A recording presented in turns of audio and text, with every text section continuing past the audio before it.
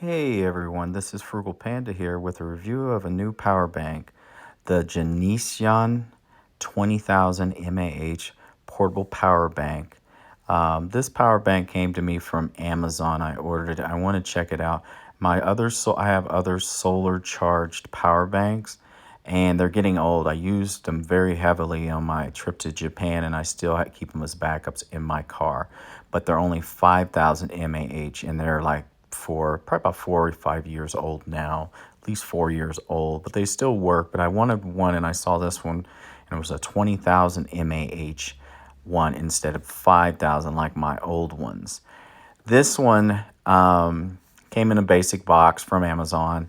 You can see once I opened it, it started trying to charge by the sun in the package. Comes with a basic micro USB cord to charge it or to use it to plug in other products. I usually don't have anything that takes micro USBs anymore. Actually, I do. I would use it with my little rechargeable fans too. So, but very few things anymore that really use that. So it's more so just to plug it in and charge it. And you can see there's a micro USB input on it, which that's where you charge it. It recharges at by 5 volts, 2.0A micro USB.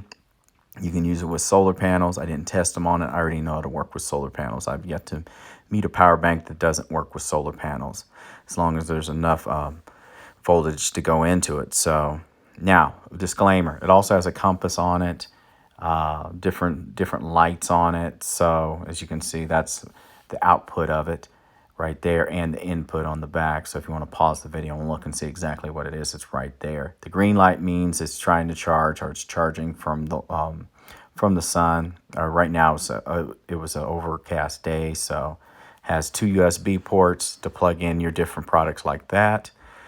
Now, with that being said, the solar charger, even with my old one, you can tell by the size of the actual solar panel on it, it is not going to fully charge this. I'm going to tell you that right now. When I used this when I was in Japan for 2 weeks, we had 2 of them. One of them continuously powered our portable Wi-Fi that we kept with us. Our data plan, basically. We got a Japanese data plan, and it was rechargeable. So we kept it plugged in, and I had, using the little carabiner like comes with this one, had it hooked on the outside of my backpack as we traveled around. So it was at least getting trickle juice while we're going, so we didn't run out of data, or excuse me, our actual portable data didn't fully discharge, and we wouldn't have any way to like use our Google Maps and all that stuff, or keep our phones charged. Now, working as a trickle charger, they work great. If you think this is going to charge to 100% by the sun, you'll be sorely mistaken on that. It's just not. You can look at the size of the solar panel. It's not going to be able to do it. It's just not. So, but will it keep some juice in it? Yes, it will. Before you go on any type of vacation, or you're getting ready to go camping, you should always fully charge it when you get a chance. Don't depend on the actual solar panel on it. And that's just a disclaimer for people, because a lot of people think it will, and a lot of companies will tell you it'll fully charge it, or won't say it at all, but the reality is they do not fully recharge the actual power bank. As you can see, I'm charging 2 things at once. I would not use this with an iPad. And that's what that is. That's the last generation iPad. iPad's too big to be charging off of here. You'd suck it dry if it does charge, and it would charge really slow on that.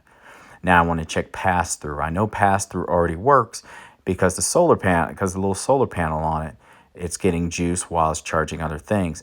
Very slight juice. Let me say that again. As you can see, the actual pass-through works. It's charging off my Jackery at 10 volts. So that's a good thing. So 10 volts is being drawn out of my Jackery to charge this, because I got it. It was only at 1 bar. While it's charging my keyboard, and it's charging, while my iPad's hooked up to it. Now, after a while, my iPad was not going to charge off this. It's at 1 bar. Would it help maintain a charge? Yes. But when I got this, it was at 1 bar. My keyboard fully charged up. It was mostly charged when I plugged it in. So it only took like a few minutes, and then it was fully charged. I know my keyboard's charged because it will drop. The light will go off saying and that tells me it's charged. So I plugged in a phone that I had, an Android phone, real basic. Plugged it in there. And as you can see the keyboard's on. The phone started at 97%. I left it plugged in. Oh, it couldn't have been more than 30 minutes. I would guess more like 10 minutes or so. So after having it plugged into the actual power bank for 20 minutes, or 15 to 20 minutes or so, I'd guess, my phone was up to 97%. And so I unhooked it and I unhooked the other piece off of there. So would I recommend this? Yes, because that's exactly what I got it for. I got it for traveling.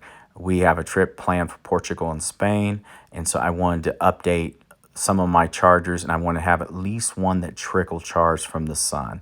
Not fully charged, but trickle charged, that I could basically use the carabiner like I did in Japan, hook it on the outside of my actual backpack up towards the top of my backpack, and it's getting a little juice in case we need to use some type of portable modem data plan in Portugal, which we more than likely will. I don't know. We have T-Mobile, but it did not work in Japan so I don't know about Portugal. We'll see when we get there. But I want to have at least one of these.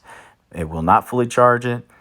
Also, it almost fully charged my watch before I unplugged it pretty rapidly too. So at the time it was charging the phone, it was also charging my Apple Watch. Big tablets and stuff I would not use with this. Phones, watches, your AirPods, stuff like that. Smaller items, yes, I would definitely use this with that. And what I really like about them also with this one is it has lights on it.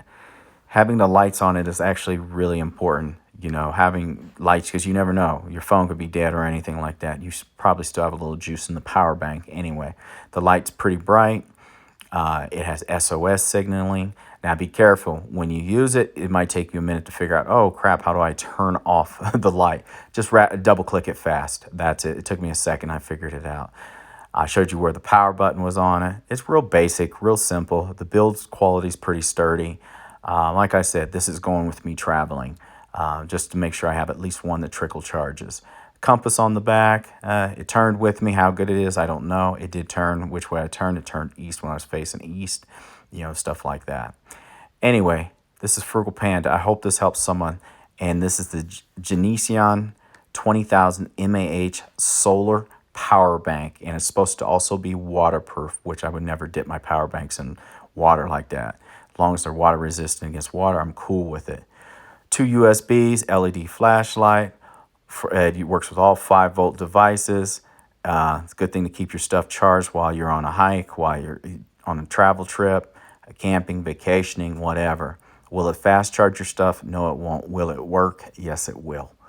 Anyway, this is Frugal Panda. I want to thank everyone for watching my videos. The link will be in the description for this from Amazon.